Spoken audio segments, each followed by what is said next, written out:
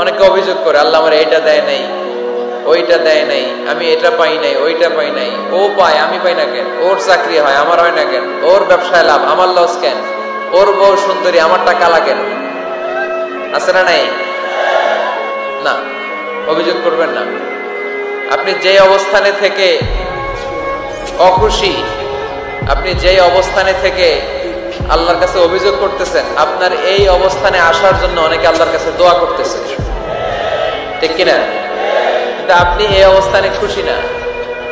অনেকে এই অবস্থানে আসতে চায়, তাদের স্বপ্ন যে তারা একদিন আপনার স্থানে আসবে, কিন্তু আপনি আপনার জায়গায় থেকে খুশি না। এজন্য উনজুর ইলা মান হুয়া আসফালা মিনকা, তোমার চেয়ে যে খারাপ অবস্থায় আছে তার দিকে তাকাও, তাহলে তোমার মনের দুঃখ ঘুচিয়ে দিবে কে? আপনার চেয়ে যে খারাপ অবস্থানে আছে তার দিকে দেখেন কি অবস্থা। আপনি এইটা চান, ওইটা চান, কত কিছু লাগবে আপনার। হসপিটালে যে দেখেন ক্যান্সারে আক্রান্ত রোগীদের কি অবস্থা দেখেন। ক্যান্সার যার নেই কোনো অ্যান্সার, বাঁচবে না সে। ওরে যে জিজ্ঞেস করেন, ভাই আমি তো বাড়ি চাই, গাড়ি চাই, আমার অনেক অভিযোগ, আমি এটা চাই, ওটা চাই, তুমি কি চাও? ক্যান্সার আক্রান্ত রোগীটা বলবে, আমি কিচ্ছু চাই না, আমি খালি বাঁচতে চাই। ক্যান্সার আক্রান্ত রোগীটা কি চায়? শুধু কি চায়? বাঁচতে চায়। আর আমাদের অনেক কিছু লাগবে। এজন্য বেঁচে যে আছি এই জন্যই আলহামদুলিল্লাহ। শ্বাস প্রশ্বাস যে নিতে পারতেছি, বেঁচে আছি, অনেক দিয়েছে প্রভু, আর কিছু লাগবে না, আলহামদুলিল্লাহ পড়েন। চাওয়ার কোনো শেষ নাই, আছে?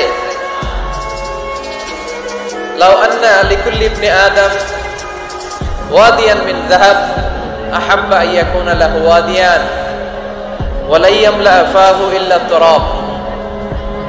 প্রত্যেক বনি আদমকে আল্লাহ তাআলা একটা করে স্বর্ণের পাহাড়ের মালিকও যদি বানিয়ে দেয়। কিসের পাহাড়?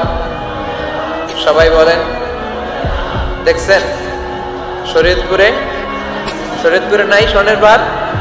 কোন দেশে আছে? সৌদি আরব। স্বর্ণের পাহাড় নাই, স্বর্ণের খনি আছে। স্বর্ণের পাহাড় এই পৃথিবীতে হবে না, স্বর্ণের পাহাড় পাওয়া যাবে জান্নাতে, ঠিক কিনা? প্রত্যেককে যদি আল্লাহ একটা করে স্বর্ণের পাহাড়ের মালিকও বানিয়ে দেয়, তারা আরো একটা স্বর্ণের পাহাড়ের মালিক হতে চাইবে। আচ্ছা বুঝে শুনে উত্তর দেন তো, আল্লাহ যদি আমাকে একটা স্বর্ণের পাহাড়ের মালিক বানিয়ে দেয়, আমার 14 পুরুষ এই পাহাড়, স্বর্ণের পাহাড় কেটে কেটে ভেঙে ভেঙে বিক্রি করে খেয়েও এই পাহাড়ের অর্ধেকও কি শেষ করতে পারবো? তাহলে আরেকটা লাগবে কেন? স্বভাব, ঠিক কিনা? স্বভাব কি? তো একটা স্বর্ণের পাহাড়ের মালিক যদি আমি হই, আমার 14 পুরুষ খেয়েও শেষ করতে পারবে, তারপরেও আমি আরেকটা কেন চাই?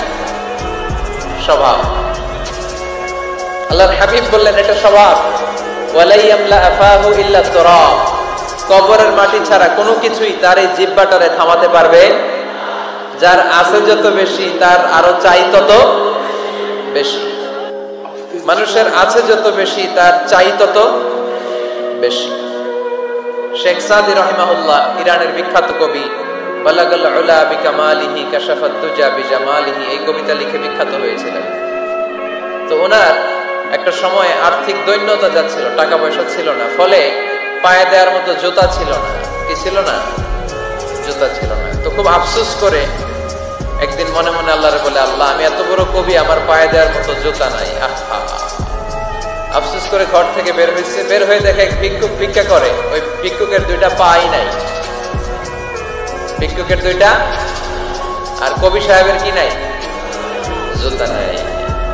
কবি সাহেব যখন এই দৃশ্য দেখছে, হায় রে আমার তো পা আছে, এর তো পাই নাই, সেজদায় পড়ে গেল। আর আল্লাহরে বলে, আল্লাহ শুকর আলহামদুলিল্লাহ, বেশ ভালো আছি, আর কিছু লাগবে না। এজন্য শান্তি হচ্ছে শুকর আলহামদুলিল্লাহর ভিতরে। শান্তি কিসের ভিতরে?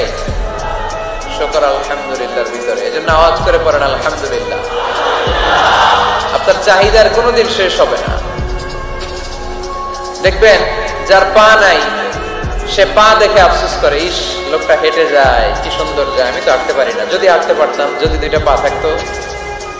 যার পা আছে, সে সাইকেলওয়ালাদেরকে দেখে আফসোস করে, ইস আমার যদি একটা সাইকেল থাকতো তাহলে তার হাঁটা লাগতো না, সাইকেল দিয়ে বাজারে যেতাম। যার সাইকেল আছে সে আবার হুন্ডাওয়ালাদেরকে দেখে আফসোস করে, ইস একটা হুন্ডা যদি থাকতো তাহলে তো ভো ভো করা যাইতো না। হুন্ডাওয়ালার আফসোস আছে প্রাইভেট কারওয়ালাদের দেখে, তারা আফসোস করে ইস আমার যদি একটা কার থাকতো তাহলে তো কার চালাইতে পারতাম। যাদের প্রাইভেট কার